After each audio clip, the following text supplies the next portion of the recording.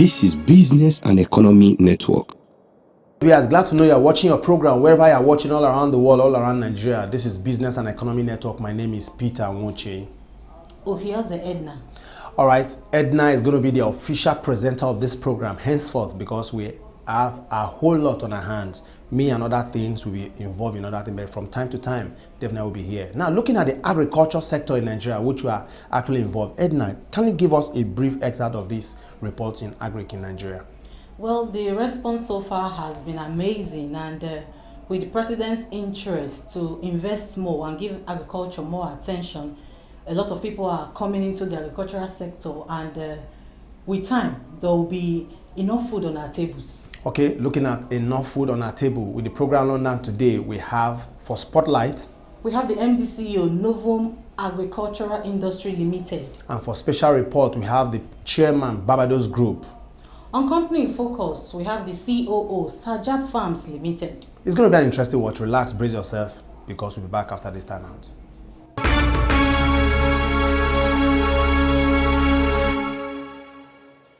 Information is very good, they said, but right information is very vital, especially to your business. Why not join us on Business and Economy Network, where you learn more about business information.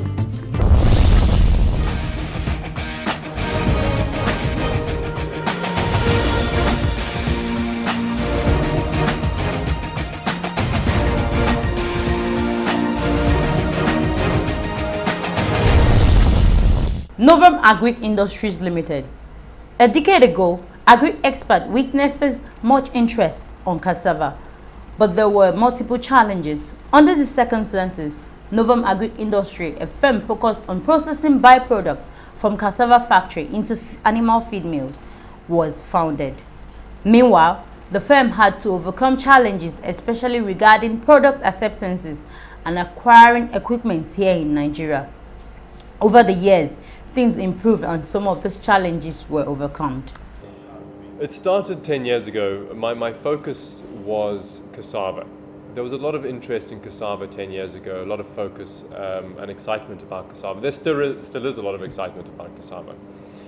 My excitement was to come and build factories, to develop processing units supported by outgrower schemes and supported by our own large-scale cultivation as well. It took me a number of years to get that business going, but we struggled a lot with the processing equipment in Nigeria. We had factories that came in from Brazil, and we had a lot of challenges with the processing equipment, but also the product acceptance. There was a lot of resistance at the time for cassava inclusion into flour. It's over the years things have improved, but at the time there was a lot of challenges. So the challenges of both the product acceptance and also the processing equipment made me, while we were actually developing the cassava factory, my intention was always to process the byproducts from the cassava factory into animal feed. So while I was developing the cassava factories, I had also purchased an animal feed factory with the desire to as I said, process those byproducts. And when I began to have challenges with the cassava factories, I then thought, well, my choice now is really to focus on animal feed. And so we did all our market research, we did our analysis of the market, we got all our diets developed. We spent a lot of money and time researching to develop good diets before, and then test those diets ourselves with layers and broilers and so on, before now launching our feed company in 2011. And since 2011, we've grown significantly in revenues to where we are today. We started with a very small factory, literally half a ton an hour, and I got down and dirty and re-engineered basically the factory, enabling it to produce at 2.5 tons an hour, and then took that factory which was never intended really to be a commercial factory. I took it to being a commercial factory, running 24 hours a day, 7 days a week, to basically prove the concept, to enable banks to view our company in some improved light and have some confidence that we're able to deliver as an organization. And then I was able then to secure facilities from Nigerian banks to now put in my larger factories and expand the business further. So it's been a long, difficult road, but agric is never easy, you know, and so we're excited by where we are, and we know we've got a good future, but it's been a long, challenging journey to get to this point. The long-term challenges still remain for business in Nigeria. Granted, any shrewd business person can do better when offered the funds and infrastructure. But bad road, which is one aspect that concerns business people, still remain a negative side of doing business in Nigeria, adding to the issue of assisting in finance. The challenges have been immense and numerous. You know, I've always said that give me the right infrastructure and the right finance, and I can do the rest. But we don't have the right infrastructure. We don't have the roads. You know, the roads that I have are in very poor condition. The main sort of roads leading to our farm.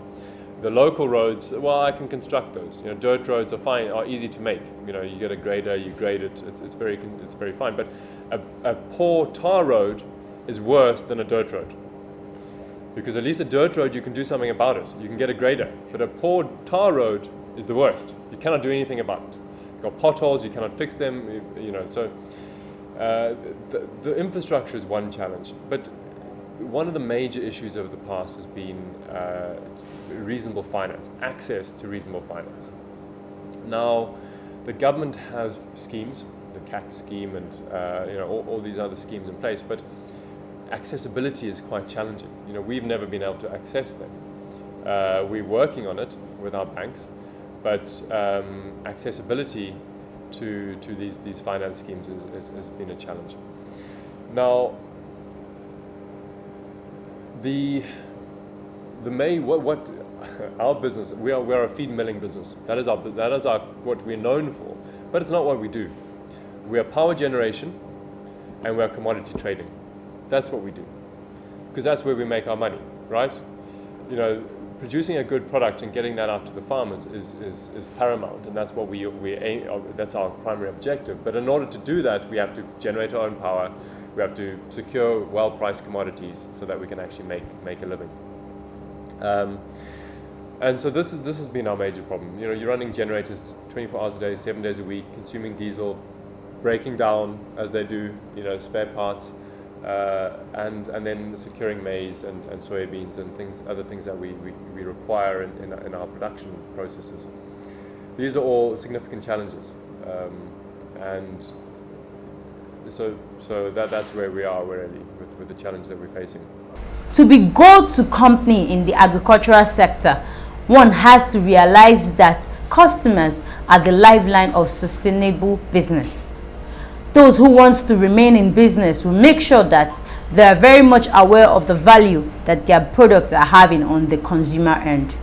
Novum is having positive feedback from clients at all times. I would like to think that we are number one from a performance perspective. Our customer is our lifeblood, right?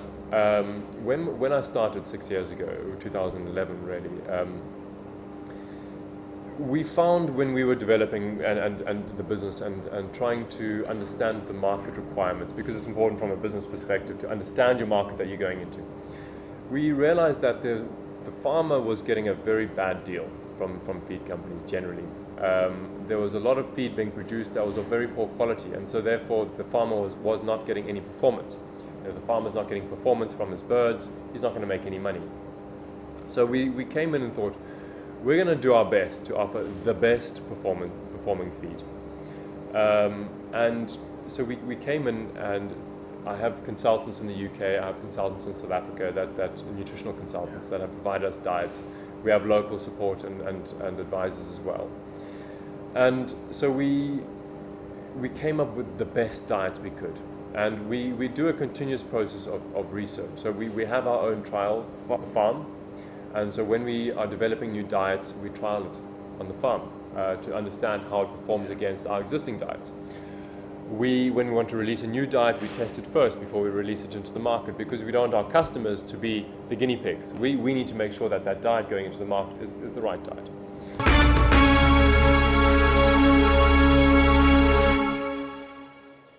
To get insights, views, and critics on key players in various sectors of the Nigerian economy, watch Business and Economy Network.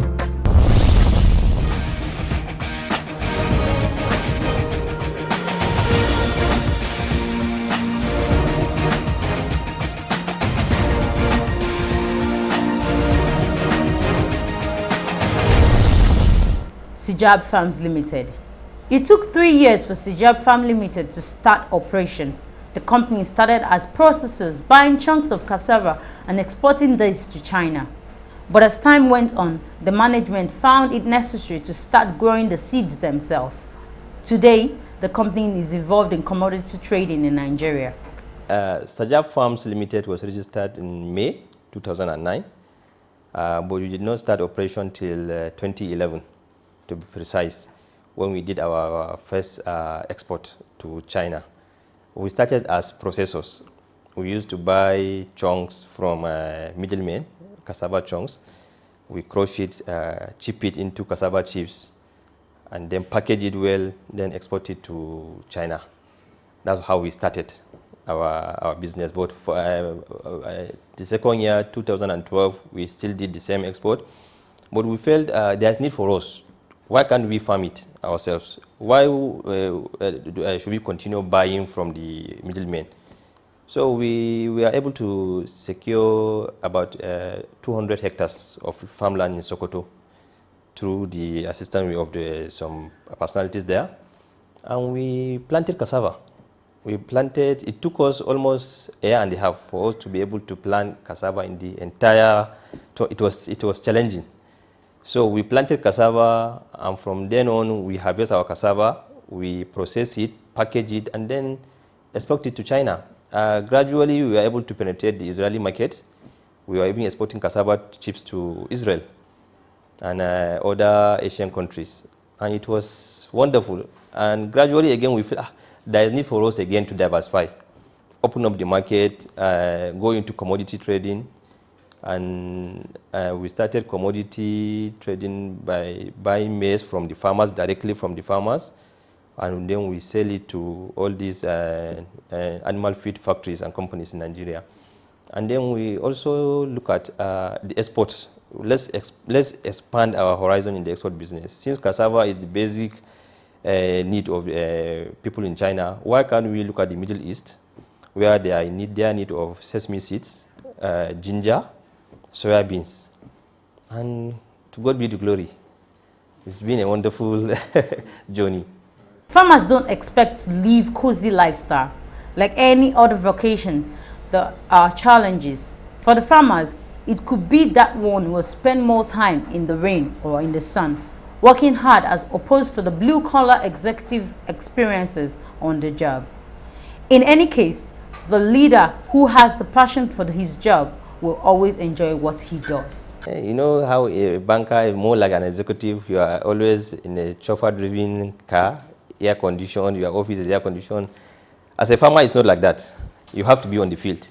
And if you really want to do it with a passion, you have to be really on the field, work with the local farmers, your staff, go around the farm. You know, it's fun. And it's challenging, but it's fun and you enjoy it. But once you have the passion, as I told you earlier on, if you have the passion for farming, you won't feel any setback on why am I on the field, on the rain, the sun, the heat. You know, you enjoy it, you have fun. I always enjoy myself. If I visit the farm, I interact with my local farmers. We sit down, we eat together, we go around the farm, and I join them in the work, and they feel proud that even Oga himself is part of us. He does the work with us, and that is the beauty, that is the fun you have if you are a true farmer, if you really want to do the farming business with a passion.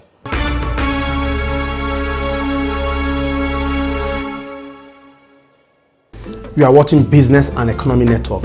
What a reliable way of getting an incisive, informative information to help you in your business. Stay tuned.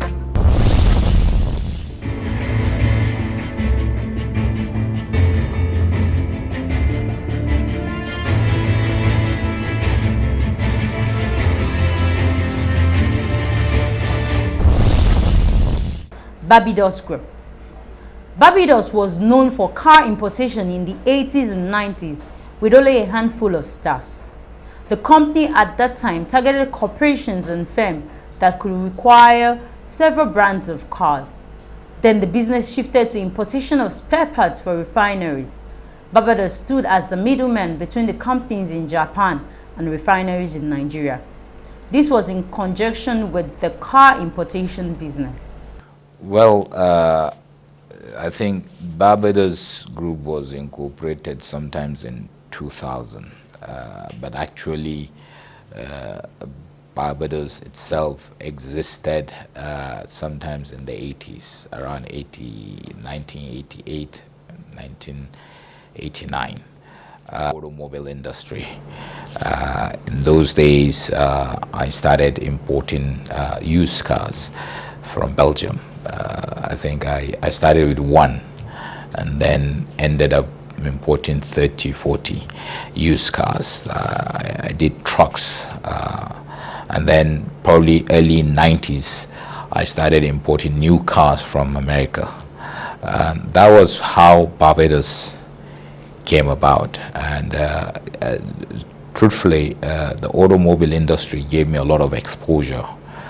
I got to meet a lot of people, and at that time I probably had only 4-man crew, and that was how we were just operating throughout, and we were doing supplies to corporate organizations like NMPC, all government, states. That was how we were doing it. Obviously, from there I started developing other ideas in business. Then I created Barbados Ventures. And when I did Barbados Ventures, what solely for importation at that point of time was just importation of spare parts for the refineries. I was supplying refinery spare parts to Kaduna Refinery. I was doing it for Warri Refinery, Port Harcourt Refinery. I had a company in Japan called Kokusai Commerce. I was representing them here in Nigeria. They were literally supplying all the spare parts for refinery, most especially in Kaduna and Warri. They were doing that because I think Kaduna was built by Choda, a Japanese company. And one of the things Choda did at that time was most of the spare parts, they decoded them to their own codes. So even if you go to the market, you will never find them.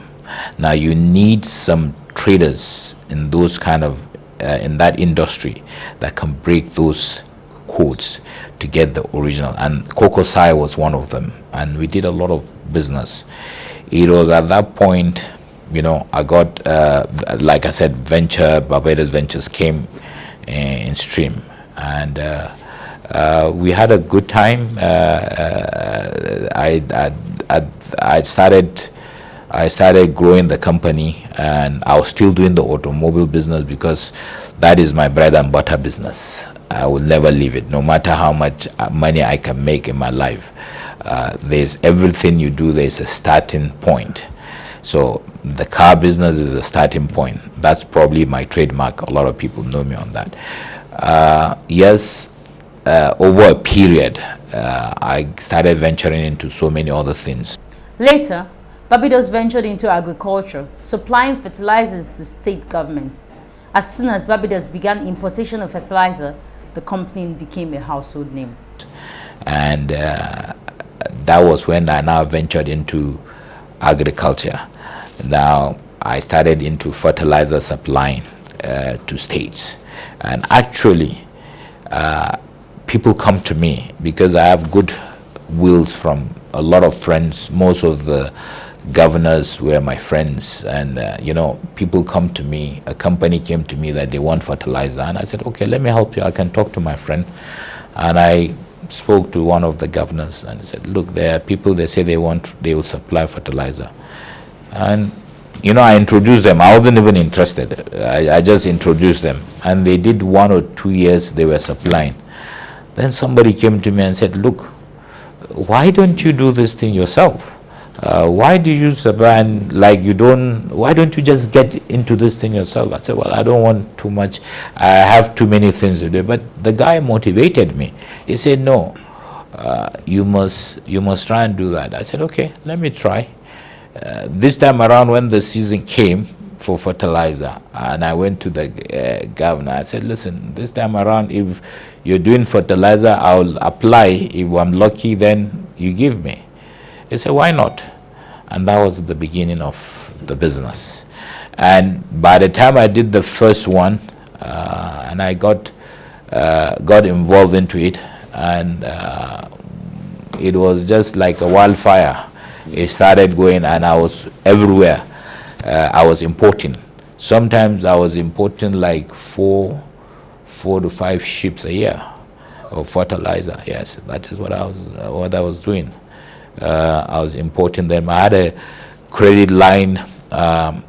Actually, the former governor, who is the current emir of Kano, he was the first person that gave me my first facility in First Bank of 5 billion. And that was when I started importing fertilizer. Supplying state government was not enough. Leftovers from the supplies made to state government made Barbados start selling fertilizers to local individual farmers. This made the founder to have a new experience with farmer, and he decided to go into animal farming, a terrain in which Barbados also has big challenges. Now, what got me interested in the agriculture, you get to meet, because I was supplying the states. And then when I have the leftovers, I have people come in to buy retail, people who are selling it to them. And that made me close to the farmers. And, I saw what they were doing. But one of the things that I realized in our part of the country, in the northern part of the country, we don't have this large-scale farmers, like individual that they have big farm. They all have a hectare, 2 small hectares, but they are a lot. And I said, okay, probably I should get a farm and start growing. Let me go into farming. One of the first things I did was, farming is something that you must dedicate yourself to it. If you don't dedicate yourself to farming, I don't think you'll ever achieve what you want to achieve. And you just need to devote yourself there. When I saw that, I said, okay, because of the nature of some of the businesses I was doing, and I said, let me start stage by stage. Now I have the link to do the distribution of fertilizer to farmers. Let me get my farm, let me start growing cattle. Let me do what we call the fattening of cattle, and then I can sell them. And I started it very well. I had a lot. Unfortunately, what has happened in the last, was it 2 years or 3 years, I've gone far on that, only to find out cattle rustlers took away all our cattle. I was a victim. Up to today, I have not found.